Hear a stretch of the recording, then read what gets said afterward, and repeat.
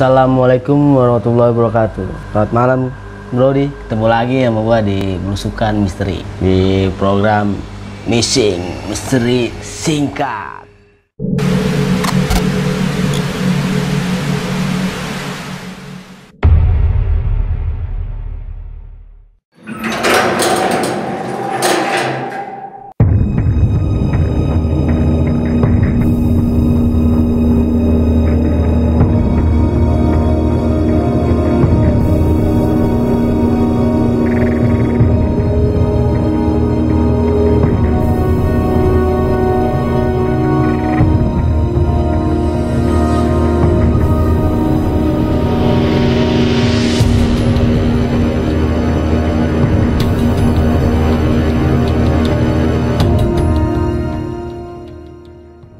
Malam ini gue mau bacain yang mengenai mitos tentang kejatuhan cicak.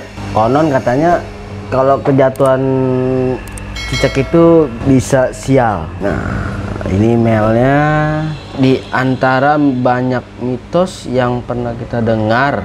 Mitos tentang arti kejatuhan cicak di dalam kepala mungkin adalah salah satu yang banyak dipercaya. Cicak jatuh di atas kepala. Pernah juga sih gua ngalamin kayak, tapi bukan gua ya, kakak gua. Dulu sebelum almarhum bokap meninggal, jadi kakak gua pernah kejatuhan cicak di kepalanya. Kalau kata orang tua dulu, yang istilah kasar sekarang konon katanya itu akan benar akan mendapat kesialan. Jadi kalau kata orang tua, kalau cicak di atas kepala jatuh pas di atas kepala, itu di atas kita akan berpulang. Entah itu benar atau enggak ya, tapi Pak emang entah itu kebenaran atau emang udah takdir. Jadi pas selang berapa hari bokap meninggal. Kalau kayak jatuh di paha itu katanya di bawah kita. Tapi kalau emang kita mau menghindari sial itu katanya cicaknya kalau bisa dimatiin katanya. Karena kan kalau kayak kejatuhan cicak itu ya dibilang sial ya, kita nggak tahu juga sih. Itu kan kembali lagi kuasa Allah ya. Masalah kesialan tuh kita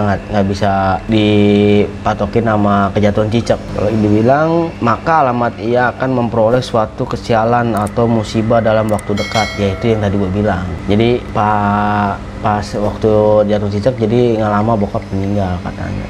Nah, kakak gue pun cerita pun pas sudah meninggal bokap. Jadi, oh iya, ini baru inget sebelum bapak meninggal pernah kejatuhan cicak kepala. Nah, udah dari situ, oh iya tuh, akhirnya kan namanya orang udah gitu kan cerita, jadi disangkut-sangkutin jadi sinkron lah.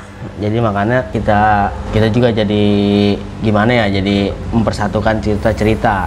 Cicak tidak bisa dianggap sebagai hewan pembawa sial, begitupun orang, hewan atau benda lainnya. Walaupun benar terjadi musibah setelah kejatuhan cicak, maka ia atas kehendak Allah ya. Kan yang tadi gue bilang, kita nggak bisa jadi patokan. Kayak kejatuhan cicak itu nggak bisa kesialannya dari kejatuhan cicak. Ya kesialannya kan emang udah takdir dari yang kuasa. Kepercayaan kejatuhan cicak tersebut sudah mendarah daging sampai sekarang menurut Primbon Jawa. Ya nggak di Jawa nggak di mana sih, temen kan namanya di daerah Jawa kan emang sih kalau di daerah Jawa tuh kayak mitos-mitos kayak gitu kental banget. Jadi kita ya mau dibilang nggak percaya emang ada kejadiannya.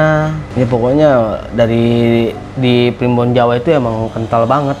Mungkin dari teman-teman pernah ngalamin juga ya. Kalau emang pernah ngalamin juga ya bolehlah sharing-sharing, komen-komen di Belusukan Misteri nih. Tapi kebanyakan pada ngemail sih, jarang komen. Harusnya tuh komen aja nggak apa-apa. Jadi kan gue bisa edukasi lagi sama teman-teman, jadi ntar bisa diceritain lagi apa kesalahan dari omongan gue.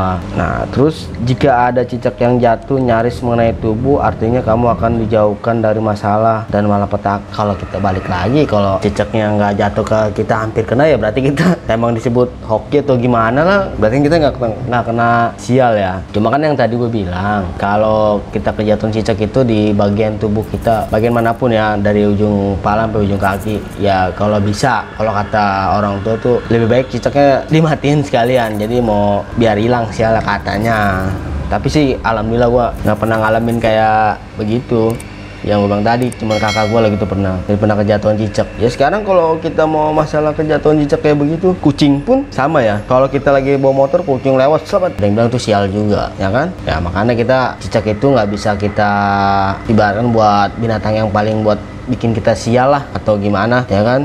Ya intinya balik lagi ke kuasa Allah, kayak kesialan, kemujuran, terus apa lagi ya, kayak pokoknya yang tentang hidup di alam inilah. Jadi udah kuasa Allah, jadi kita udah takdir, udah garis hidup. Jadi sewaktu kita lahir pun udah dicatat garis hidup kita kayak gimana. Jadi nggak bisa ditentukan dengan cicak.